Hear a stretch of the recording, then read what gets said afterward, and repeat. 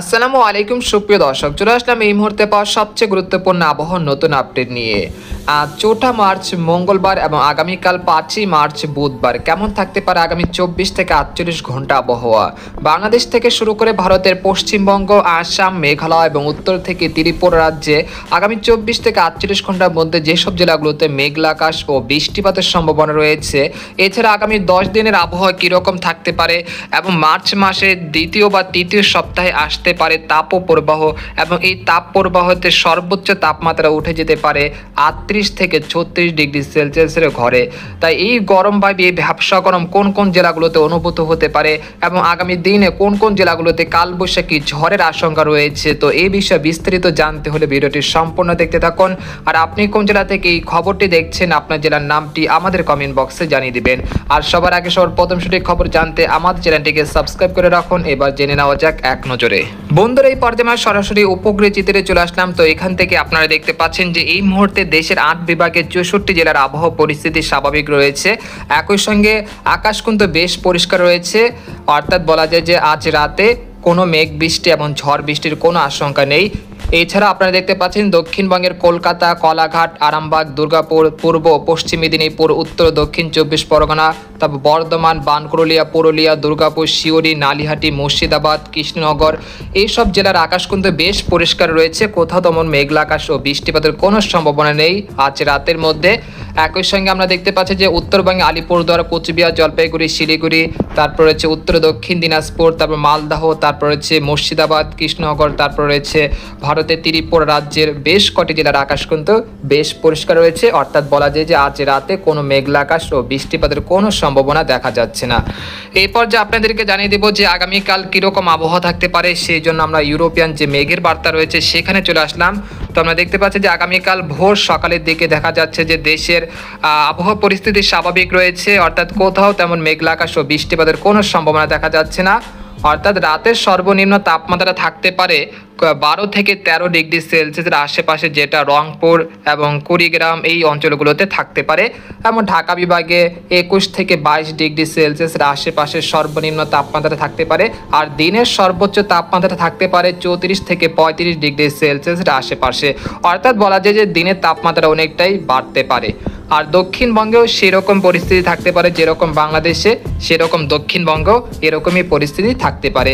আমরা দেখতে পাচ্ছি যে বুধবার 5 মার্চ সকালের দিকে খেপুপাড়া, পটুয়াখালী, লালমোহন, বরিশাল, ভোলা, মাঠবাড়িয়া, তারপর রয়েছে মতিরহাট, তারপর রয়েছে এই অঞ্চলের 2-1 স্থানে কিছুটা হালকা মাঝারি ঘন কুয়াশা পড়তে পারে, যেটা বেলা বাড়ার সাথে সাথে কিন্তু কেটে যাচ্ছে। অর্থাৎ সকাল 8টার মধ্যে এই পরিস্থিতি কেটে যাচ্ছে। তবে 2-1 স্থানে কিছুটা লোকালয়ে কিছুটা হালকা মাঝারি ঘন কুয়াশা পড়তে পারে, তবে সেটাও কেটে যেতে পারে সকাল 9টার মধ্যে। অর্থাৎ আজ রাতে সর্বনিম্ন তাপমাত্রা কিছুটা কমতে পারে, তার পরবর্তীতে আগামী 8 বা 9 মার্চের পরের থেকে আবারও তাপমাত্রা বাড়তে পারে। তো আমরা দেখতে পাচ্ছি যে 5 মার্চ দেশের কোথাও তেমন মেঘলা আকাশ ও বৃষ্টিপাতের সম্ভাবনা দেখা যাচ্ছে না। অর্থাৎ দক্ষিণবঙ্গ এবং বাংলাদেশের আবহাওয়া পরিস্থিতি স্বাভাবিক থাকতে পারে। তারপর 6 মার্চ আমরা সকালের দিকে চলে আসলাম। তো এখানে দেখতে পাচ্ছি যে চট্টগ্রাম বিভাগ এবং মহেশখালী, টেকনাফ, ছাকুরিয়া, কুতুবদিয়া, তারপর হচ্ছে সীতাকণ্ঠ এই অঞ্চলে 2-1 স্থানে কিছুটা হালকা মাঝারি ঘন কুয়াশা পড়তে পারে 6 মার্চ বৃহস্পতিবার সকালের দিকে। আর এছাড়া রংপুর, ময়মনসিংহ, রাজশাহী, ঢাকা, খুলনা, বরিশাল এবং দক্ষিণবঙ্গের সবকটি জেলার আকাশ কিন্তু বেশ পরিষ্কার থাকতে পারে। অর্থাৎ আগামী 48 ঘন্টার মধ্যে কোনো মেঘলা আকাশ ও বৃষ্টিপাতের কোনো সম্ভাবনা দেখা যাচ্ছে না। আর এইরকম পরিস্থিতি আগামী 9 তারিখ পর্যন্ত চলমান থাকতে পারে। তারপর 9 তারিখ থেকে আবহাওয়া পরিস্থিতি কিছুটা পরিবর্তন হতে পারে। তো আমরা দেখতে পাচ্ছি যে 9 তারিখ থেকে ঢাকা, খুলনা, বরিশাল এবং দক্ষিণবঙ্গের আরামবাগ, দুর্গাপুর, বর্ধমান, শান্তিপুর, কাটোয়া, বানকুরুলিয়া এই অঞ্চলে 2-1 স্থানে কিছুটা হালকা থেকে মাঝারি আবার কোথাও তীব্র ঘন কুয়াশার একটা পূর্বাভাস উঠে আসছে, সেটা আগামী 9 তারিখ সকালের দিকে। তারপর আমরা বিকেল এই যে তীব্র ঘন কুয়াশা সেটা কিন্তু বেশ দীর্ঘ স্থায়ী থাকতে পারে, অর্থাৎ 10টা পর্যন্ত চলমান থাকতে পারে।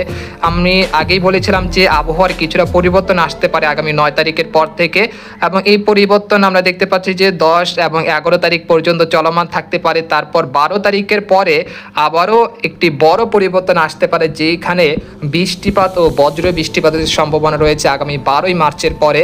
আর সেটা হলো সিলেট এবং চট্টগ্রাম বিভাগ এবং ভারতের শিলচর, শিলং, তারপর ত্রিপুরা রাজ্যের বেশ কয়েকটি জেলাতে আগামী 12 তারিখের পরে বিক্ষিপ্ত আকারে বৃষ্টিপাত ও বজ্রসহ শিলাবৃষ্টির একটা আশঙ্কা রয়েছে আগামী 12 তারিখের পরে। তো আপনারা দেখতে পাচ্ছেন যে আগামী 12 তারিখ থেকে দেখতে পাচ্ছি যে 13 তারিখ রাতের দিকে সিলেট বিভাগে সিলেট, জৈন্তাপুর, কানাইঘাট, ছাকরিলিয়া, তারপর বালাগঞ্জ, কুলাউড়া এই অঞ্চলে বেশ কয়েকটি জেলাতে বিক্ষিপ্ত আকারে বৃষ্টি ও বজ্রসহ ঝড় বৃষ্টির একটা আশঙ্কা রয়েছে।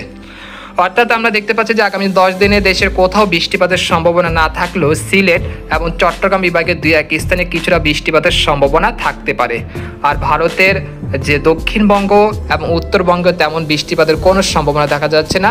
আর রাত এবং দিনের তাপমাত্রা কিছুটা বাড়তে পারে আগামী 9 তারিখের পরে, এবং আগামী 2 দিনে তাপমাত্রা কিছুটা হ্রাস পেতে পারে রাতের সর্বোচ্চ তাপমাত্রা। এর কারণে শেষ রাতের দিকে কিছুটা হালকা থেকে মাঝারি শীতের তীব্রতা থাকতে পারে। এবং আগামী 10 দিনে বঙ্গোপসাগরও পুরোপুরি নিরাপদ রয়েছে, কোনো নিম্নচাপ কিংবা ঘূর্ণিঝড়ের আশঙ্কা দেখা যাচ্ছে না এবং পশ্চিমী লঘুচাপেরও কোনো আশঙ্কা নেই। অর্থাৎ আবহাওয়া পরিস্থিতি স্বাভাবিক থাকতে পারে। তো এই ছিল খবর। তো আজকের মতো এখানে বিদায় নিলাম। সবাই ভালো থাকবেন, সুস্থ থাকবেন। আল্লাহ হাফেজ।